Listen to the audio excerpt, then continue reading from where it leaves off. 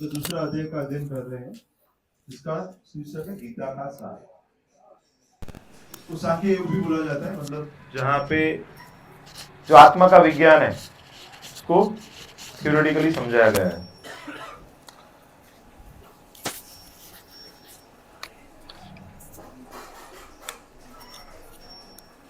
तो आज 29वां जो श्लोक है उसका पहले शब्दार्थ लेंगे, उसके बाद श्लोक लेंगे।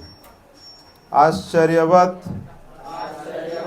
आश्चर्य की तरह पश्यति देखता है, कश्चित कोई, एनम इस आत्मा को, आश्चर्यवत आश्चर्य की तरह, वदति कहता है, तथा जिस प्रकार, एव निश्चय ही, च भी, अन्यः दूसरा, आश्चर्यवत आश्चर्य से, च और, एनम इस आत्मा को, अन्यः दूसरा, शृणोति सुनता है, श्रुत्वा सुनकर, अपि भी, एनम इस आत्मा को, वेद जानता है, न कभी नहीं, च तथा, एव निश्चय ही, कश्चित कोई,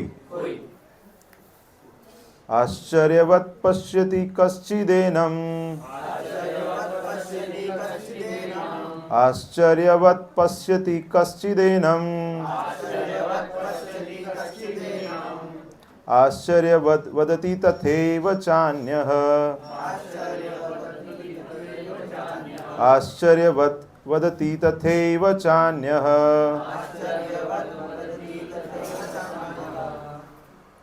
आश्चर्यवत् चैनमन्यः शृणोति, आश्चर्यवत् चैनमन्यः शृणोति, श्रुत्वापि न वेद न चैव कश्चित्, श्रुत्वाप्येनं वेद न चैव कश्चित्, आश्चर्यवत् पश्यति कश्चिदेनम्,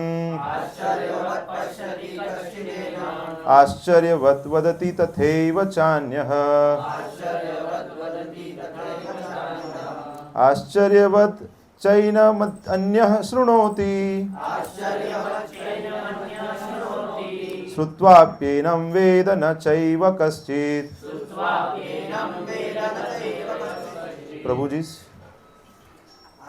आश्चर्यवत् पश्यति कश्चिदेनम्, आश्चर्यवत् पश्यति कश्चिदेनम्, आश्चर्यवत् वदति तथैव चान्यः, आश्चर्यवत् वदति तथैव चान्यः, आश्चर्यवच्चैनमन्यः शृणोति, आश्चर्यवच्चैनमन्यः शृणोति, श्रुत्वाप्येनं वेद न चैव कश्चित्, श्रुत्वाप्येनं वेद न चैव कश्चित्। आश्चर्यवत् पश्यति कश्चिदेनः, आश्चर्यवत् पश्यति कश्चिदेनम्, आश्चर्यवत् वदति तथैव चान्यः, आश्चर्यवत् वदति तथैव चान्यः, आश्चर्यवच्चैनं मन्यः शृणोति, आश्चर्यवच्चैनमन्यः शृणोति, श्रुत्वाप्येनं वेद न चैव कश्चित्, श्रुत्वाप्येनं वेद न चैव कश्चित्। आश्चर्यवत् पश्यति कश्चिदेनम्, आश्चर्यवत् पश्यति कश्चिदेनम्, आश्चर्यवत् वदति तथैव चान्यः, आश्चर्यवत् वदति तथैव चान्यः, आश्चर्यवत् चैनमन्यः शृणोति, आश्चर्यवच्चैनमन्यः शृणोति, श्रुत्वापीनं वेद न चैव कश्चित्। श्रुत्वाप्येनं वेद न चैव कश्चित्। माताएं, आश्चर्यवत् पश्यति कश्चिदेनम्, आश्चर्यवत् पश्यति कश्चिदेनम्, आश्चर्यवत् वदति तथैव चान्यः, आश्चर्यवत् वदति तथैव चान्यः,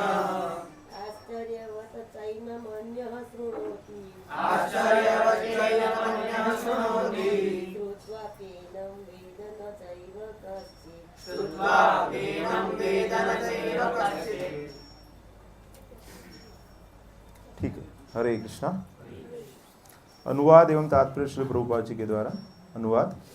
कोई आत्मा को आश्चर्य से देखता है, आश्चर्यवत वदति कश्चिदेनम। कोई इससे आश्चर्य की तरह बताता है तथा कोई इससे आश्चर्य की तरह सुनता है, किंतु कोई कोई इसके विषय में सुनकर भी कुछ नहीं समझ पाता। कोई आत्मा को आश्चर्य से देखता है, कोई इससे आश्चर्य की तरह बताता है तथा कोई इससे आश्चर्य की तरह सुनता है, किंतु कोई कोई इसके विषय में सुनकर भी कुछ नहीं समझ पाता। तो ज़्यादातर ये हमारी ऐसी स्थिति है, हम आत्मा के बारे में सुनते हैं, काफ़ी प्रमाण भी हम शास्त्र से देखते हैं, अपने व्यवहार में भी देखते हैं, लेकिन हमारी हालत ऐसी हो जाती है कि ये उसके बाद भी हम कई बार समझ नहीं पाते हैं। तो उसका तात्पर्य में प्रभुपाद जी बताते हैं, चूंकि उपनिषदों के सिद्धांत पर आधारित है, अतः कठोपनिषद में इस श्लोक का होना कोई आश्चर्यजनक नहीं है। तो ऐसा ही कुछ एक श्लोक, श्रवणयापि बहुर्भियो न लभ्य शृण्वन्तोऽपि बहवो यम न विद्युः आश्चर्य वक्ता कुशलोस्य लब्ध्वा आश्चर्यस्य ज्ञाता कुशलानुशिष्टः।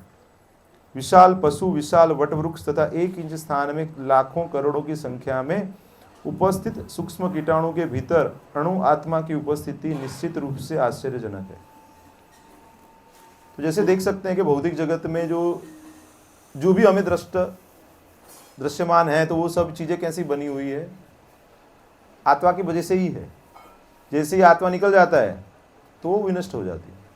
तो यहाँ पे बताते हैं कि बड़े बड़े विशालकाय पशु हैं, वृक्ष हैं, या फिर छोटे छोटे जो बैक्टीरिया हैं, उन सभी की उपस्थिति अणु आत्मा की वजह से है। और अणु आत्मा के साथ परमात्मा के रूप में क्षीरोदकाय विष्णु भी विद्यमान रहते हैं, उसकी वजह से ही वो बनता है, अदरवाइज वो पॉसिबल नहीं है। अल्पज्ञ तथा दुराचारी व्यक्ति अणु आत्मा के स्फुल्लिंग के चमत्कारों को नहीं समझ पाता। तो जो व्यक्ति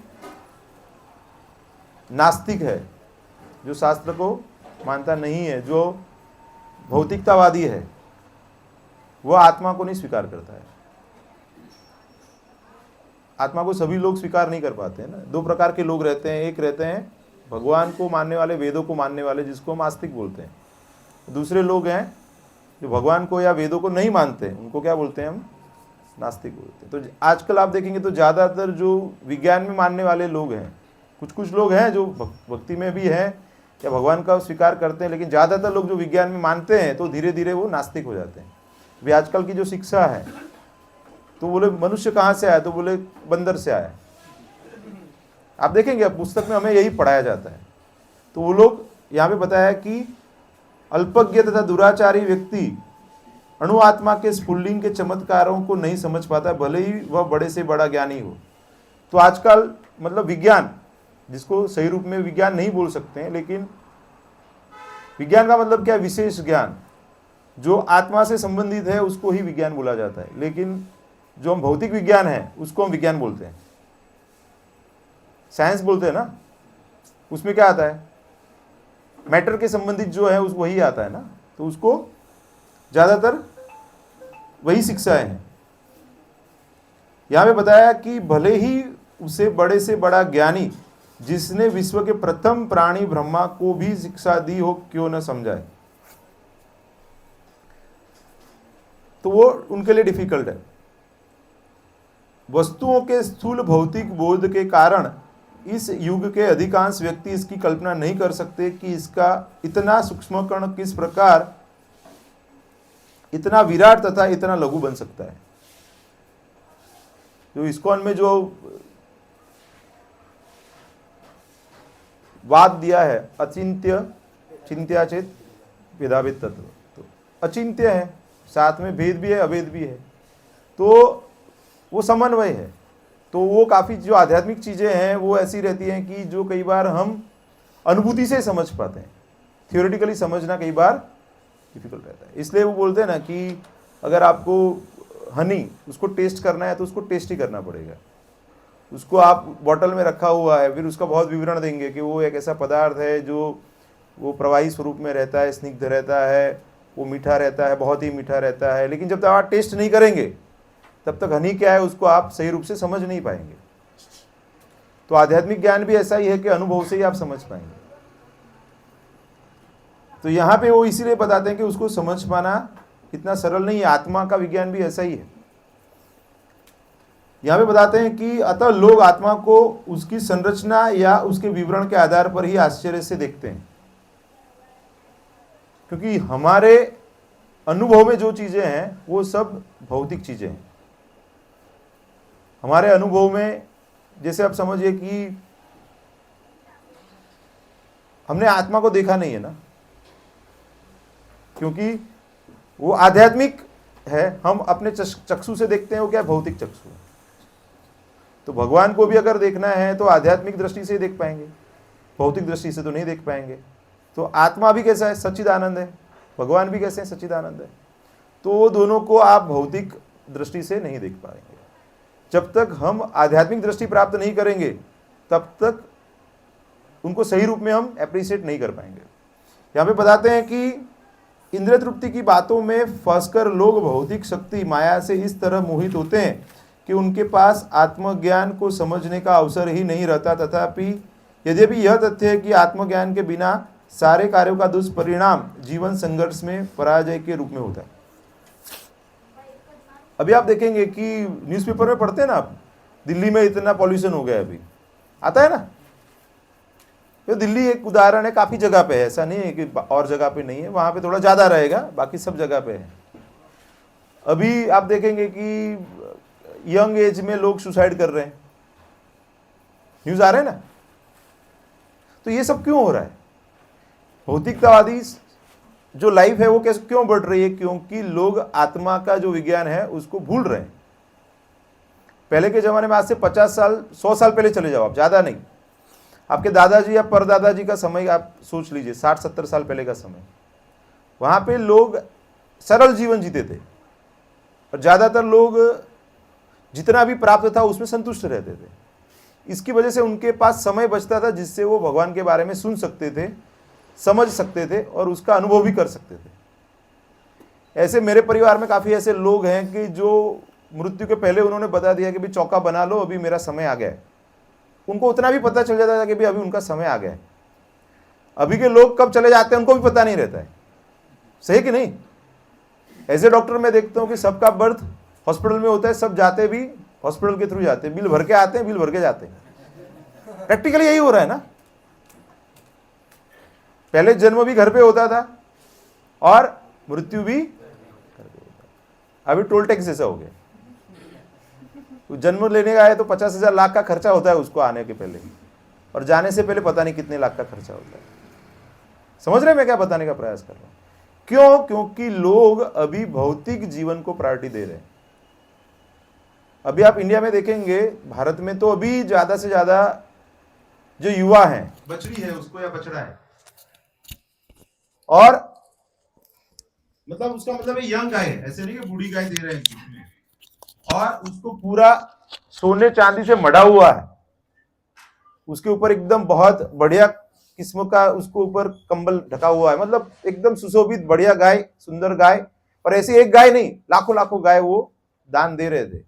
एक बार ऐसा हो गया कि एक ब्राह्मण देवता को उन्होंने कुछ गाय गिफ्ट किया था, दान में दिया था उनको। समझो कि आपको 1 सहस्त्र गाय दान में दे दिया, उसमें से एक गाय वापस आ गया, तो वो गाय फिर से किसी ब्राह्मण देवता को उन्होंने दे दिया। तो अभी जो ब्राह्मण देवता है वो बोलते अरे भाई मेरा तो 1 सहस्त्र है, तो उसमें से 999 हुआ, एक कहाँ चला गया? बोले वो आपके अंदर। तो बोले कि नहीं ये मेरा वाला है, तो बोले ये मेरी गाय है। तो वापस चले गए वो राजा के पास। तो राजा बोले कि भाई गलती हो गई है, वो आपकी गाय वापस आ गई थी, तो इसलिए मैं गलती से दूसरे ब्राह्मण को भी मैं यही, तो बोले कि मैं उसके बदले आपको 1-1 लाख गाय और देने के लिए तैयार हूं। तो बोले नहीं ये गाय मुझे चाहिए। शास्त्र ऐसा बताता है कि जो ब्राह्मण है वो उसकी कोई चीज को छीनना नहीं चाहिए। भगवान को बताते ना, गो ब्राह्मण हिताय च, गायों के और ब्राह्मणों के लिए तो भगवान बहुत ही शुभेच्छक हैं, बहुत ही उनके शुभ चिंतक रहते हैं भगवान। तो भगवान बताते हैं कि लेकिन इनसे गलती हो गई थी, जब अपने आप नहीं हुआ है, गलती से हो गया, ध्यान नहीं हुआ था तो हो गया उसमें। उन्होंने मेक श्योर नहीं किया कि भाई 1000 गाय उनके घर पे चली गई फिर बची है उसमें, उन्होंने क्या कर दिया, तुरंत दे दिया। उनका मुख्य उद्देश्य क्या था, स्वर्ग प्राप्त करना है, पुण्य कर्म करना है ना। पुण्य कर्म का उद्देश्य क्या रहता है, स्वर्ग प्राप्ति रहती है, अच्छा जन्म रहता है। पुण्य कर्म का मतलब क्या है, भगवत गीता बताती है ना कि जिसकी बुद्धि वेदों से हरी गई है, जो अल्प बुद्धिमान है ना, वो यज्ञ कार्य में लग के पुण्य कर्म प्राप्त करने का प्रयास करते हैं। वो भगवत भक्ति में इंटरेस्टेड नहीं रहते हैं। उनको क्या है, अच्छा जन्म चाहिए, अच्छी अच्छी चीजें चाहिए, या कुछ भोग करना है, अभी नहीं करना है, बाद में करना है, लेकिन करना है। उसकी वजह से वो क्या करते हैं, यज्ञ करते हैं अलग अलग। तो वो पर्पस तो सॉल्व नहीं हुआ। बाद में क्या हुआ, कालक्रम में वो मानते ही नहीं है, दोनों चले जाते हैं, गुस्सा होकर चले जाते हैं, और वो राजा को ही गलत ठहराते हैं कि भाई आपकी गलती की वजह से ये हुआ है। वो संतुष्ट नहीं कर पाए उनको। फिर कालक्रम में जब उनका समय आ गया लास्ट में, तो फिर यमराज के पास जाते हैं। तो यमराज उनको पूछते हैं कि भाई आपके बहुत पुण्य कर्म है और कुछ पाप है, तो आपको किसके फल पहले लेने हैं।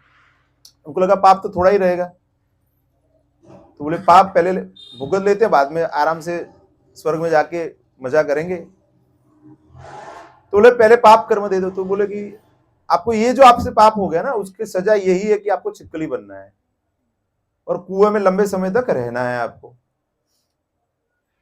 तो वो कौन सा युग था, और जब भगवान कृष्ण आए तो कितने लंबा समय तक उसको वो कर्म का फल भुगतना पड़ा, क्योंकि ब्राह्मण की जो संपत्ति है उसके ऊपर उन्होंने अधिकार बना लिया था। किसी और को दे दिया, उसका मतलब क्या हो गया,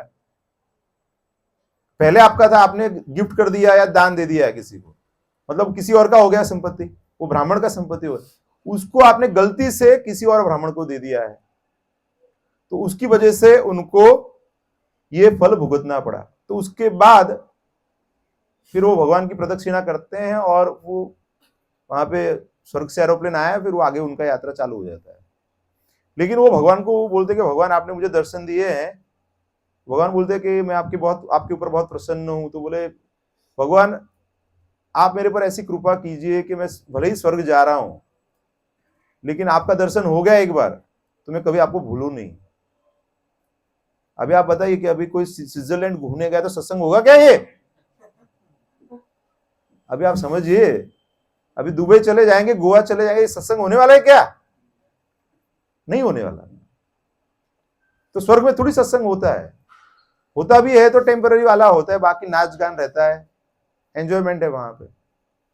तो इसलिए वो भगवान से बोलते हैं कि भगवान आप ऐसी कृपा करिए हमारे ऊपर कि वहां पे जाके भी मैं आपको भूलूं नहीं, और फ्यूचर में मैं आपकी भक्ति को प्राप्त करूं। तो भगवान बोलते वैसा ही होगा, चिंता मत कीजिए आप। जनरली जो पुण्य कर्म है उससे भक्ति प्राप्त नहीं होती। जनरली जो पुण्य कर्म है ना, उससे भक्ति प्राप्त नहीं होती है। लेकिन ये भगवान की अहेतु की कृपा से ये सब हो गया, क्योंकि गलती से गलती हुई थी ना, जानबूझ के नहीं हुआ था ना, इसलिए मिल गया। फिर कथा यहां पे समाप्त नहीं होती है, ये तो अभी आधी कथा हुई है। उसके बाद भगवान अपने जो कुटुंब के सब लोग हैं ना, सदस्य हैं, उनको सबको बोलते हैं कि इसीलिए मैं दिन में 3 बार तो ब्राह्मणों को प्रणाम करता हूं। मैं भगवान हूं, फिर भी ब्राह्मणों के प्रति कभी अपराध नहीं करना है आप लोगों को। तो ये परिवार के लोगों को सीख देने के लिए ये सब पूरी कथा भगवान ने बनाई।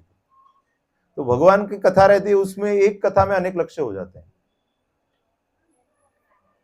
वेदों के बारे में बताया गया ना, वेदेश सर्वे अहमेव वेद्य वेदांत कृद्वेद विदेह चाह। वेदों में जानने योग्य ही मैं हूं।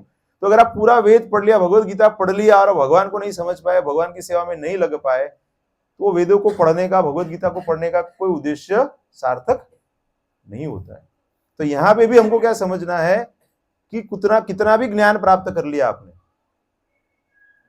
ग्रेजुएट हो गए आप, डबल ग्रेजुएट हो गए, पीएचडी कर लिया, डॉक्टर, इंजीनियर, सीए हो गए, लेकिन अगर आप भगवान को नहीं जान पाए, भगवान बताते 7वें अध्याय में, बहुनाम जन्म नाम अंत्य ज्ञानवान माम प्रपद्यते वासुदेवः सर्वमिति स महात्मा। तो बहुत जन्मों के बाद क्या होता है, अगर आपको पता चलता है, चांस मिला है भक्तों को, अभी यहाँ पे जो सब बैठे हैं वो ऐसे महात्मा है जो बहुत जन्मों के बाद आपको पता चल गया कि भगवान कृष्ण जीवन का लक्ष्य है, और उसके बाद भी हम क्या करते हैं, ज्यादा समय क्या करते हैं, भौतिक चीजों में हम लगा देते हैं।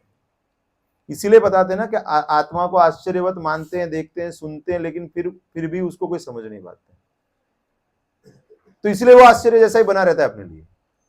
ये सब होने के बावजूद भी क्या करते हैं हम लोग, अरे ये सब ठीक है, वो आधा एक घंटे के लिए ठीक है, बाद में धंधा बिजनेस भी तो देखना पड़ेगा ना, ये भी करना पड़ेगा, वो करना है, लेकिन उसको मुख्य लक्ष्य नहीं बनाना है, वो उसको पैरेलल रखो, उसको मेन मत बना दो। भगवान ने भौतिक शरीर दिया है तो उसके लिए भी व्यवस्था करनी पड़ेगी आपको, लेकिन उसको अगर आप मेन बना दोगे ना तो ये अल्प हो जाएगा, फिर धीरे धीरे धीरे बंद हो जाएगा। ज्यादातर देखते हैं ना, कुछ लोग सत्संग में आते हैं, हम देखते हैं ना काफी सालों से आते हैं, 2 हफ्ते आते हैं, 4 हफ्ते आते हैं, बाद में फिर हवा लग जाती है, फिर नहीं आते, बंद हो जाते हैं। सही कि नहीं? तो ऐसा नहीं होना चाहिए। शास्त्र बताता है आहार निद्रा भय मैथुनम च सामान्य देतत् पशु भी नराणाम धर्मो ही देशम अधिको विशेषो धर्मे नहीं न पशु भी समान। खाना पीना, बच्चे पैदा करना, फाइट करना। अभी देखिए रशिया यूक्रेन के बीच कितने समय से युद्ध हो रहा है, और अभी वो दूसरा युद्ध कहां पे चल रहा है, इजराइल और, तो वो दूसरा युद्ध चल रहा है। ऐसे छोटे मोटे चलते रहता है। उसका मुख्य उद्देश्य क्या है, ये भूमि आपके मुझे चाहिए, या यहां पे आपका कंट्रोल है, मुझे कंट्रोल करना है। तो लोग शांति से रह सकते हैं क्या वहां पे? शांति से रहना तो भगवान क्या बताते हैं, भुक्ताराम एकतपसाम सर्वलोक महेश्वरम श्रुतम सर्व भूतानाम ज्ञात्वा शांति। तो भगवान ही भोक्ता है, तो हमारे अंदर जब तक भोक्ता भाव रहेगा तब तक सारे प्रॉब्लम आने। जैसे ही हम सोचेंगे कि भगवान भोक्ता है तो क्या हो जाएगा, हम भगवान को हर एक चीज भोग के लिए दे देंगे पहले, उसके बाद प्रसाद के रूप में हम ग्रहण करेंगे। सही कि नहीं? 18वें अध्याय में क्या बताते हैं, लास्ट अध्याय में सन्यास के बारे में बताते हैं। तो उससे बेहतर क्या है, जो भी चीजें भगवान की सेवा में लगा दो ना, प्योरीफाई हो जाएगा। सरल है कि नहीं? अभी कोई भी ऐसा है कि बिना खाए चलेगा? आज एक पेशेंट के जो पत्नी थे मुझे पूछ रहे थे कि इनको ब्लड प्रेशर है, इनको कोलेस्ट्रॉल है, तो उनका दवाई पूरा लाइफ लेना पड़ेगा। मैंने बोला हर रोज खाना खाते हैं कि नहीं? खाना तो पड़ता ही है ना, तो दवाई भी लेनी पड़ेगी आपको, तो खाना तो बंद नहीं कर सकते ना। तो वैसे ही वो खाने की जो प्रोसेस है उसको क्या करिए, भक्ति में लगा दीजिए। दिन में 2 बार 3 बार जब भी आप खाना पकाते हैं, भगवान के लिए बनाइए, भगवान को ऑफर कीजिए, और फिर प्रसाद के रूप में प्राप्त। सबसे सरल विधि है जिससे आपका प्योरिफिकेशन हो जाएगा। ऐसे बताया जाएगा कि कोई व्यक्ति अगर इतना भी नियम ले लेता है कि मैं सिर्फ भगवान का प्रसाद ग्रहण करूंगा ना, उसका भगवत प्राप्ति एकदम क्लियर है, होने वाला है। क्यों? क्योंकि अन्न से ही सब कुछ प्रॉब्लम होता है। बाहर का आजकल ज्यादातर लोग क्या खाते हैं, बाहर का खाना खाते हैं, उसकी वजह से क्या होता है, विचार खराब होते हैं, आचार खराब होते हैं, फिर सब कुछ खराब हो जाता है उसका। तो आगे बताते हैं कि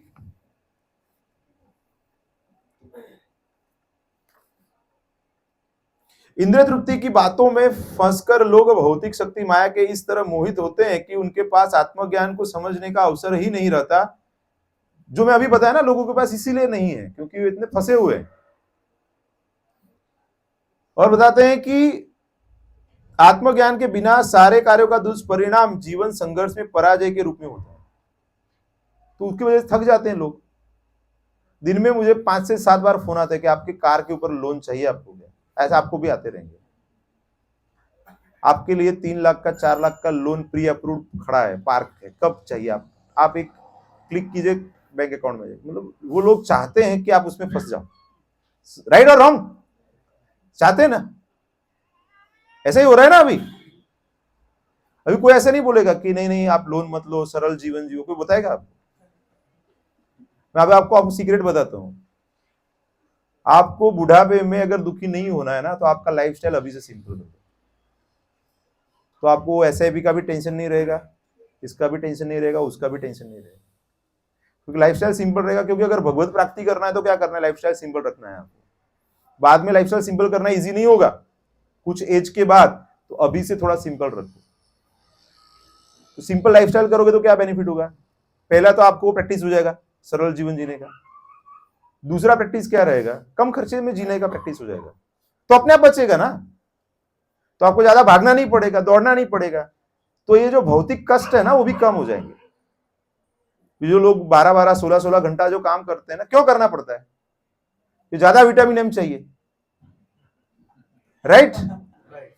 और कोई रीजन है ही नहीं ना। मेरे काफी डॉक्टर मित्र हैं, मैं देखता हूँ वो सुबह से चालू करते हैं तो रात को 10-10 बजे तक दौड़ते रहते हैं। तो बोले अभी दूसरा हॉस्पिटल भी बनाना बाकी है। अच्छा, दूसरा हॉस्पिटल हो गया तो बोले अभी फार्म हाउस बाकी है। मतलब ये अंत नहीं है इसका कोई। लेकिन जब ये सब कुछ हो जाता है ना, तो फिर diabetes, blood pressure, heart attack सब आ गया रहता है उनको। बाद में वो जो खाना है वो भी नहीं खा पाते, ऐसी स्थिति होती है। तो उससे क्या है, जितना यंग एज है उसके अंदर ही बेसिक जो रिक्वायरमेंट है, इसलिए भागवतम बताता है कि आपको क्या करना चाहिए, आपका शरीर का निर्वाह हो जाए उतना आपको कार्य करना चाहिए। बेसिक जो रिक्वायरमेंट है ना, रोटी कपड़ा मकान जो बोलते हैं ना, बेसिक रिक्वायरमेंट आपका उतना उसके लिए प्रयास करना चाहिए, ज्यादा प्रयास नहीं करना चाहिए। अगर ज्यादा समय है तो क्या कीजिए आप, हरे कृष्णा कृष्णा कृष्णा हरे हरे, हरे राम राम राम। तो अभी प्रैक्टिस नहीं करेंगे ना तो मृत्यु के समय पे याद आएगा क्या? ऐसा कोई चीज है क्या? वो एग्जाम के लिए पूरा साल पढ़ाई करते तो भूल जाते हैं एग्जाम में, कई बार होता है ना ऐसा। कितना भी बच्चे रट्टा लगाते हैं तो भूल जाते हैं ना। लेकिन क्या ये मंत्र रेगुलर करेंगे तो क्या होगा, मृत्यु का समय आ जाएगा तो भगवान कृपा करेंगे हमारे ऊपर। आगे बताते हैं कि ऐसे थोड़े से लोग जो आत्मा के विषय में सुनने के इच्छुक हैं, अच्छी संगति पाकर भाषण सुनते हैं, किंतु कभी कभी अज्ञानवश ये परमात्मा तथा अणु आत्मा को एक समझ बैठते हैं। तो हमें बहुत बड़ी बात प्रभुपाद जी बताते हैं कि आत्मा सो परमात्मा ऐसा मान लेते हैं। वो आत्मा और परमात्मा अलग है, उनको समझ में नहीं आता है। इसीलिए शास्त्र का अध्ययन करना चाहिए। आत्मा और परमात्मा दोनों गुणात्मक तरीके से एक है। क्यों? उनका क्वालिटी सेम है। सत, चित और आनंद। सत मतलब सनातन, चित मतलब ज्ञान से पूर्ण, और आनंद मतलब फुल ऑफ ब्लिस। तो दोनों का गुण एक है लेकिन मात्रा अलग है। परमात्मा है वो विभु आत्मा है। सभी अणु आत्मा जहां पे भी है उनके साथ क्षरदक्षाय विष्णु के रूप में, परमात्मा के रूप में वो विद्यमान रहते हैं। वो सभी जगह पे सभी चेतना जानते हैं। जो अणु आत्मा है वो क्या है, सिर्फ लिमिटेड कॉन्शियसनेस है उसका। जो जीवात्मा में है वहां पे ही है वो, बाकी का उसको पता नहीं। और अपना भी पूरा पता नहीं रहता है, अपना भी हमको पूरा पता नहीं रहता है। लेकिन भगवान जो परमात्मा के रूप में है उनको सब कुछ पता, आगे पीछे सब कुछ पता रहता है। उनका सोचने वाले उसके पहले उनको पता रहता है। ये बार हमको पता नहीं रहता है, वो चीजें भी उनको पता रहता है कि अभी ये होने वाला है। तो अर्जुन बोलते हैं ना कि अभी मुझे युद्ध नहीं करना है, तो भगवान बता देते सबको आप मारने वाले हो, देख लो। बाद में आप क्षत्रिय हैं, अपने स्वभाववश करेंगे, मेरी बात सुन के कर लो, क्रेडिट ले लो। सही कि नहीं? फिर वो पूरा बता देते हैं, विराट रूप में सब बता देते हैं कि ये सबको मैंने मार के रखा हुआ है, आप निमित्त बनो। तो ऐसे भगवान को सब पता रहता है फ्यूचर में क्या होने वाला है, हमको पता नहीं रहता। तो यहां पे बताते हैं कि ऐसा व्यक्ति खोज पाना कठिन है जो परमात्मा, अणु आत्मा, उनके पृथक पृथक कार्यों तथा संबंधों एवं अन्य विस्तारों को सही ढंग से समझ सके। तो बहुत डिफिकल्ट है ना, इसलिए तो भगवत गीता को बार बार पढ़ते हैं तब समझ में आता है। अभी 2001-2 की बात है, तो जब मैं पहली बार भगवत गीता के बारे में कोर्स सुना, एमबीबीएस में मैं जस्ट सेकंड ईयर में पढ़ता था, तो उस समय पे कुछ समझ में नहीं आता था। मैं बोला ये क्या सब चल रहा है, तो हम लोग कुछ अलग ही पड़े हुए हैं। ये क्या आत्मा है, परमात्मा है, कर्म है, काल है, इसकी प्रतिक्रियाएं हैं। तो फिर मैं भगवत गीता फिर बार बार पढ़ा तो धीरे धीरे समझ में आया। ऐसे एक बार में नहीं समझ में आता है ना। इतना सरल रहता तो हम अर्जुन जैसे हो जाते ना। एक बार भगवान ने बता दिया करिष्ये वचनम तव, ऐसे तो हो नहीं रहा है ना अपना। मतलब हम सुन के भी भूल जाते हैं ना। दो चीजें रहती है ना, एक समझना, दूसरा समझ के याद रखना, और तीसरा रहता है समझ के याद रख के प्रैक्टिस में लाना। तो हम प्रैक्टिस में नहीं ला पाते ना, भूल जाते हैं ना। थोड़ा समय याद रहता है ना। गुजराती में कहेवत है, सेठनी शिखामण जहां पास। तो भगवान जो हमको शिखामण दिया है, यहाँ पे बताया हुआ है ना, हम क्या भूल जाते हैं। जैसे ही हम सत्संग से जाते हैं ना बाहर, यहाँ से जैसे कार में चले गए, ऑटो में चले गए, या पैदल चले गए, या टू व्हीलर लेके चले गए, तो जैसे ये दरवाजे से बाहर निकलते हैं तो इसका इफेक्ट धीरे धीरे, इसलिए बार बार पढ़ना पड़ेगा हमें। इसलिए अभी कौन सा मंथ आ रहा है? दिसंबर। दिसंबर का मतलब क्या है? मैराथन। मैराथन में क्या करना है? हाँ, तो आपके घर में 10-15 भगवत गीता होनी चाहिए, हर एक रूम में, हर एक कोने में होनी चाहिए, कार में भी होनी चाहिए, मतलब ऑफिस में भी होनी चाहिए। तो जहां पे भी आप फ्री हो गए 5 मिनट के लिए भी, तो पढ़ लो।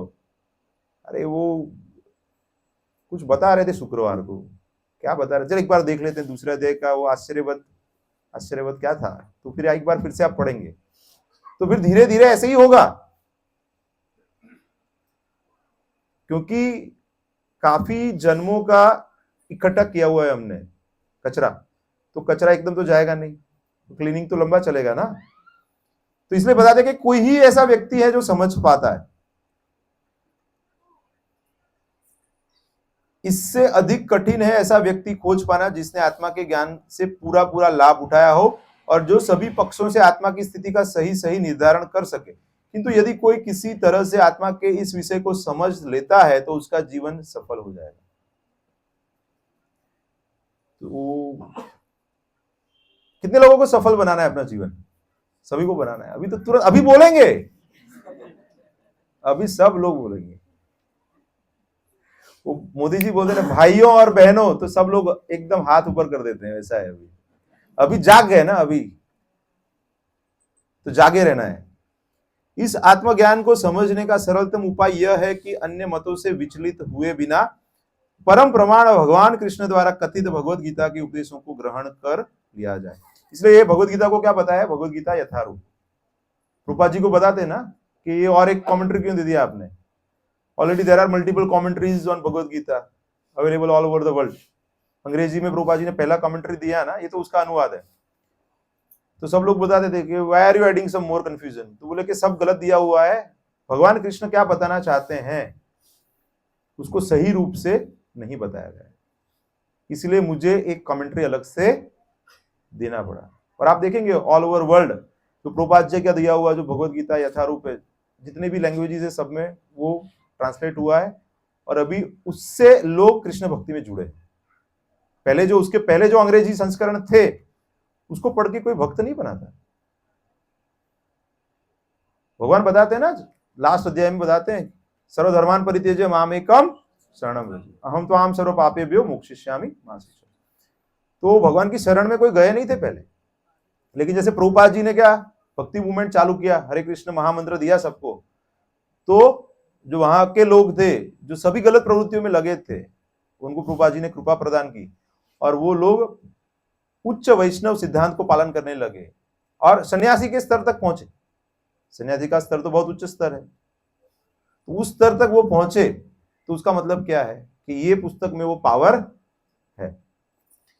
इसलिए क्या ये पुस्तक में आपको अनुवाद भी पढ़ना है और तात्पर्य भी पढ़ना है, क्योंकि बिना तात्पर्य के पढ़ेंगे तो सूखा सूखा लगेगा। थोड़ा समझ में आएगा, थोड़ा समझ में नहीं आएगा और फिर भूल जाएंगे। इस आत्मज्ञान को समझने का सरलतम उपाय है कि अन्य मतों से विचलित हुए बिना परम प्रमाण भगवान कृष्ण द्वारा कथित भगवत गीता के उपदेशों को ग्रहण कर लिया जाए। किंतु इसके लिए भी इस जन्म में या पिछले जन्मों में प्रचुर तपस्या की आवश्यकता है। जैसे मैंने बताया ना कि बहुनाम जन्म नाम अंते, तो बहुत जन्मों के बाद ही मिलता है चांस। तो आप सभी ऐसे आप यहाँ पे सुन रहे हैं, उसका मतलब क्या है? आपके कुछ पुण्य कर्म है। अभी किसी को ब्राह्मण कुटुंब में जन्म मिला है, हिंदू परिवार में जन्म मिला है या भारत भूमि में जन्म मिला, उसका मतलब क्या है कि आप एलिजिबल हो सुनने के लिए। अभी किसी का चाइना में जन्म हुआ है, किसी का रशिया में जन्म हुआ है, तो उसके लिए सरल है क्या ये भगवत ज्ञान प्राप्त करना इतना सरल है क्या उसके लिए? डिफिकल्ट है उसके लिए। प्रभुपाद जी की वजह से अभी और कंट्रीज में भी, अभी आप बांग्लादेश का अभी देख लीजिए क्या स्थिति है वहां पे, एनआरकी जैसा ही हो गया ना, अभी तो ऐसा ही स्थिति चल रहा है अभी। वहां पे जो हिंदू हैं वो हिंदू धर्म का प्रचार नहीं कर सकते हैं, हिंदू धर्म का पालन नहीं कर सकते हैं। तो यहाँ पे जो लोग हैं वो भाग्यवान है। आपको कोई रोक सकता है? आप तिलक करने से आपको कोई रोक सकता है? आप प्रचार करने जाएंगे कोई रोक सकता है आपको? नहीं कर सकते। तो ये बेनिफिट है आपको। तो इसलिए प्रभुपाद जी बताते हैं कि भारत भूमि में जिसका भी जन्म हुआ है उसको ये मूवमेंट में लग के क्या करना चाहिए, अपना भी कल्याण करना चाहिए और औरों का भी कल्याण करना चाहिए। भगवान स्वयं भगवद गीता में बताते हैं 18वें अध्याय में कि जो यह ज्ञान अन्यों को देता है उससे बड़ा मेरा कोई भक्त नहीं है और नहीं होगा। तो ये जो ज्ञान है उसको सबसे पहले क्या करना है, हमें खुद लेना है। कितने लोग फ्लाइट में गए हुए कभी ना कभी, तो उसमें क्या बताते सबसे पहले, कभी भी ऐसी आपातकालीन स्थिति हो जाए, ऑक्सीजन की जरूरत रहेगा तो मास्क पहले अपने आप को लगाना है, उसके बाद और लोगों को लगाना है। क्योंकि आपको ऑक्सीजन नहीं मिलेगा तो आप दूसरे को क्या हेल्प करोगे, आप ही फेंट हो जाओगे ना, राइट। तो पहले ये ज्ञान, नहीं प्रभु जी ने बताया ये बहुत बढ़िया ज्ञान है, आप सब पढ़िए, मैं नहीं पढ़, अरे ऐसा नहीं करना है, आपको पहले पढ़ना है। सबसे पहले किसको पढ़ना है? आपको पढ़ना है। पर कृष्ण को इस रूप में जानना शुद्ध भक्तों की अहेतु की कृपा से ही होता है, अन्य किसी उपाय से नहीं। शास्त्र बताता है कि ब्रह्मांड भ्रमिते को न भाग्यवान जी, गुरु कृष्ण प्रसादे पाए भक्ति लता। तो भक्ति कैसे प्राप्त होती है? कृष्ण और अन्य भक्तों की कृपा से।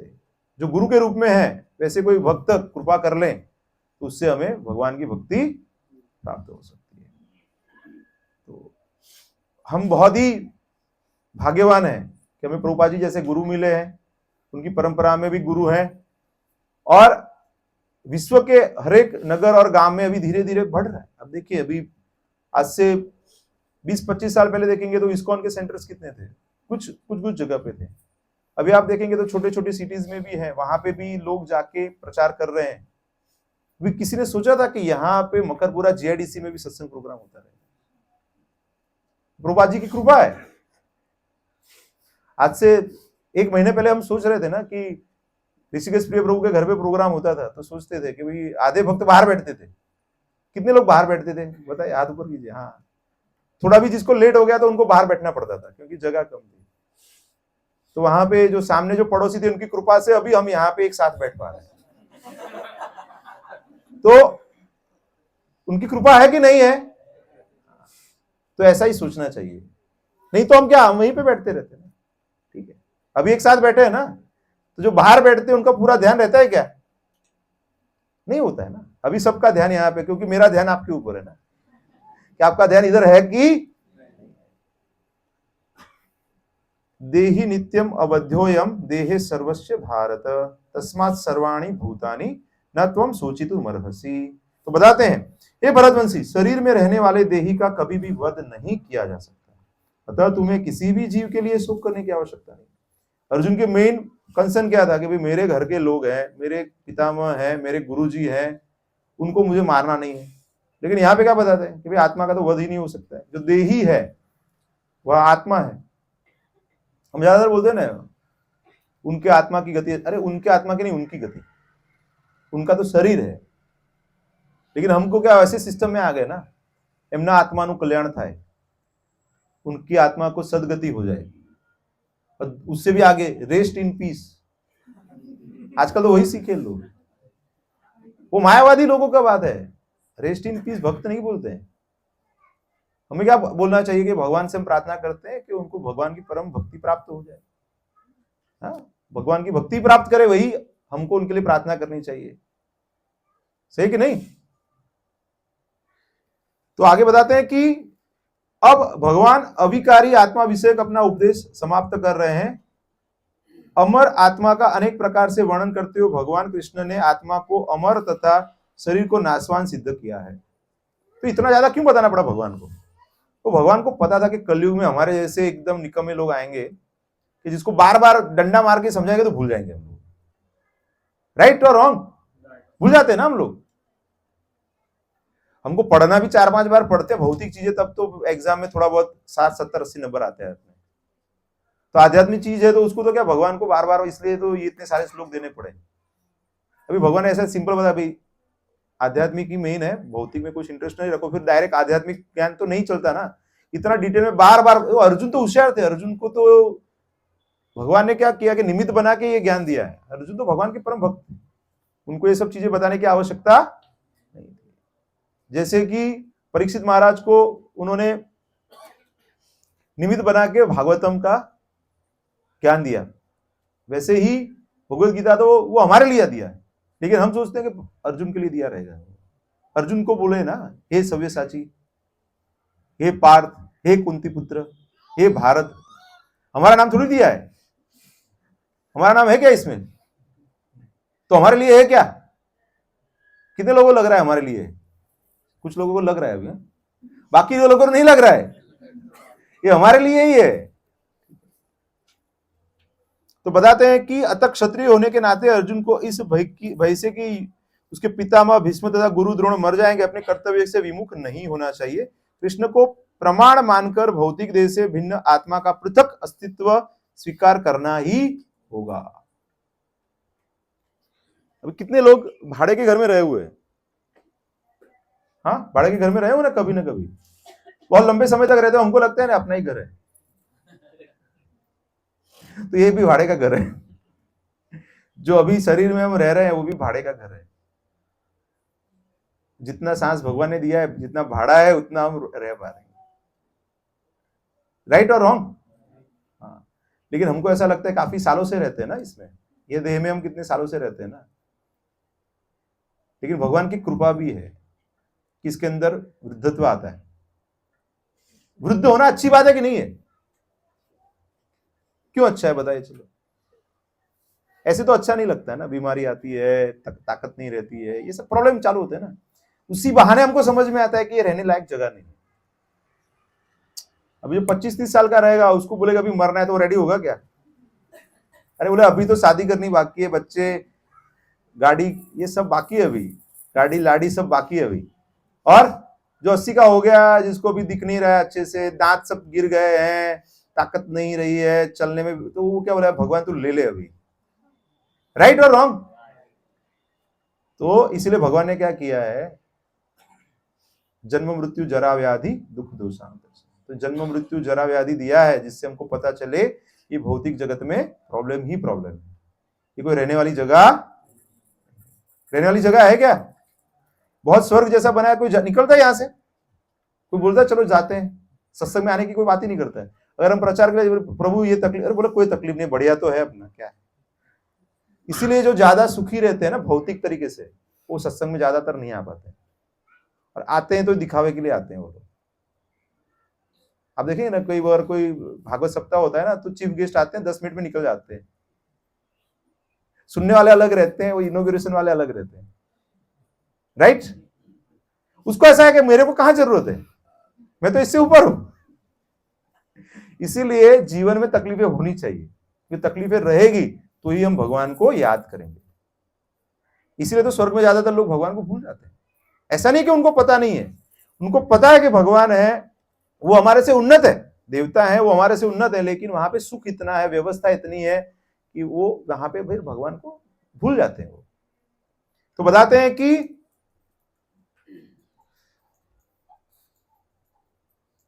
यह नहीं कि आत्मा जैसी कोई वस्तु नहीं है, या कि जीवन के लक्षण रसायनों की अंतःक्रिया के फलस्वरूप एक विशेष अवस्था में प्रकट होते हैं। मतलब जैसे बोलते हैं ना कि कुछ ऐसा रिएक्शन हो जाएगा तो जीव उत्पन्न हो जाएगा, ऐसा एकदम कॉम्बिनेशन हो जाएगा रसायनों का। अभी वो मृत्यु के बाद तो वही रसायन है ना, कुछ जादू कर दो, करंट लगा के चालू कर दो, अब नहीं होता है ना। बाद में तो कोई काढ़ो आने जल्दी थी, कब निकालने वाले हैं, बोलते हैं ना ऐसा। रखते हैं कोई, तो वो रखेगा तो बोलेगा पागल है ये।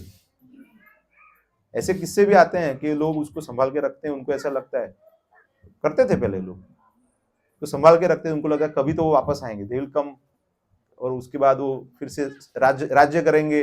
उनके लिए बड़े बड़े महल बनाए जाते थे, उनके साथ उनके दासियां, सबको भी उनको अंदर बनाया जाता था। हाँ, होता था ना ऐसा, मानते थे लोग, ऐसा मानते थे। लेकिन वो आए कभी? वापस नहीं आए ना, तो वो वापस नहीं आते हैं। तो जो आत्मा का जो ज्ञान है वो ऐसा है किंतु इससे हिंसा को प्रोत्साहित नहीं किया जाए। फिर भी युद्ध के समय हिंसा का निषेध नहीं किया जाना चाहिए, क्योंकि इस तरह इसकी आवश्यकता रहती है। ऐसी आवश्यकता का भगवान के आज्ञा के आधार पर उचित ठहराया जा सकता है, स्वेच्छा से नहीं। इसलिए भगवान बता रहे हैं कि मामुनुस्वर युद्ध च, मुझे याद करो, युद्ध करो। तो भगवान स्वयं है, धर्म तो साक्षात भगवत प्रणीतम। जो भगवान बताते वही धर्म है। तो जो भगवान ने बताया है कि इनको मारना जरूरी है, तो वही धर्म है। अगर भगवान ने बता दिया कि इनको छोड़ दो, तो वो धर्म रहता। कि भगवान को पता है ना कि पूरी सृष्टि के लिए क्या सही है और क्या गलत है, तो उन्होंने बता दिया कि ये सही नहीं है, युद्ध करना सही है। ऐसे संन्यास लेने की बात कर रहे हो आप, भीख मांगने की बात कर रहे हो, वो सही नहीं है। अगर वो समझ लीजिए थियोरेटिकली कि अर्जुन चले गए रहते ऐसे सब छोड़ के, तो युधिष्ठिर महाराज तो शायद जाने भी देते, चलो भाई मेरा भाई है। लेकिन दुर्योधन क्या बोलता है, ए कायर तू कहां जा रहा है, कर्ण बोलता, तो फिर वो क्षत्रिय खून खौल जाता कि नहीं, तो फिर से युद्ध में आ जाते थे ना वो। तो भगवान यही तो बता रहे थे कि तुम्हारा जो स्वभाव है वो क्षत्रिय का है, तो तुम युद्ध करने वाले ही हो। लेकिन ये जो हिंसा हो रही है वो धर्म के लिए हो रही है, तो इसीलिए भगवत गीता हिंसा को वो सपोर्ट नहीं कर रही है। भगवत गीता आत्मा के विज्ञान को सपोर्ट कर रही है, लेकिन वो ऐसे समय पे ये ज्ञान दिया गया है कि जब डिफिकल्ट समय था, जब डिसीजन लेना सरल नहीं था, वैसे समय पे भगवान ये ज्ञान देते हैं। तो हमारे जीवन में भी ऐसी काफी क्षण आती है कि जब हम कई बार कोई अच्छे से निर्णय नहीं कर पाते। गांधी जी बोलते थे कि कभी भी मुझे डाउट आता है तो मैं भगवत गीता पढ़ता हूं। मोदी जी बोलते हैं कि इससे अच्छा बेहतर गिफ्ट नहीं है किसी को देने के लिए। तो बड़े बड़े जो महापुरुष हैं, राजनेता हैं, वो भी मानते हैं। उनको भी जब प्रॉब्लम आता था तो वो भगवत गीता को कंसल्ट करते थे। तो हमें भी क्या करना चाहिए, एक आदत बना लेनी चाहिए कि हर रोज भगवत गीता है, भागवतम है, अन्य आध्यात्मिक पुस्तकें हैं, रामायण है, महाभारत है, उसको हमें हर रोज 1 घंटा, आधा घंटा, जितना समय मिले पढ़ने का एक रूटीन बना लेना चाहिए। अगर बच्चे हैं घर में छोटे, तो माताएं कृष्ण पुस्तक है, रामायण पुस्तकें पढ़िए, उसमें से स्टोरीज बच्चों को बताइए। पुंडरीक का जो स्टोरी बता, कितने लोगों को अच्छा लगा, समझ में आया ना? वो स्टोरी याद रहता है बच्चों को, ऐसा ही रहता है। बच्चे फिलोसॉफी नहीं समझ पाते, तो उनको क्या आप स्टोरी बता सकते हैं, अलग अलग भगवान की लीलाओं के बारे में बता सकते हैं। किसी को कोई प्रश्न है तो पूछ सकते हैं। हो गया ना 8:30। लास्ट क्लास में क्या होता है, वो थियरी ज्यादा हो गया था, इसलिए मैं आज थोड़ा स्टोरी जोड़ दिया उसके अंदर, नहीं तो फिर कुछ भक्त सो जाते इधर पीछे वाले।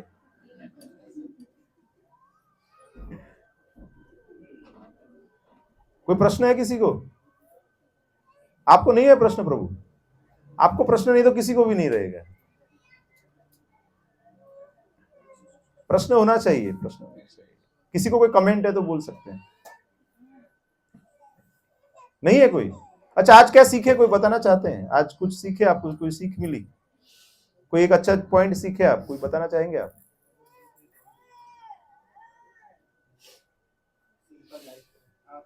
हाँ, सिंपल लाइफ बहुत इंपॉर्टेंट है। तो सिंपल लाइफ रहेगा तो ये पढ़ने का समय बचेगा। कॉम्प्लेक्स लाइफ में आप नहीं पढ़ पाओगे। हाँ बोले ब्रो।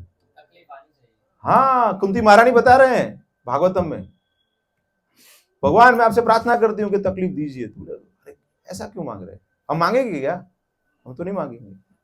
कुंती महारानी क्यों मांग रहे हैं? बोले कि भगवान जब कष्ट आते हैं तो हम आपको याद करते हैं और आप हमारा रक्षण करने के लिए उपलब्ध रहते हैं।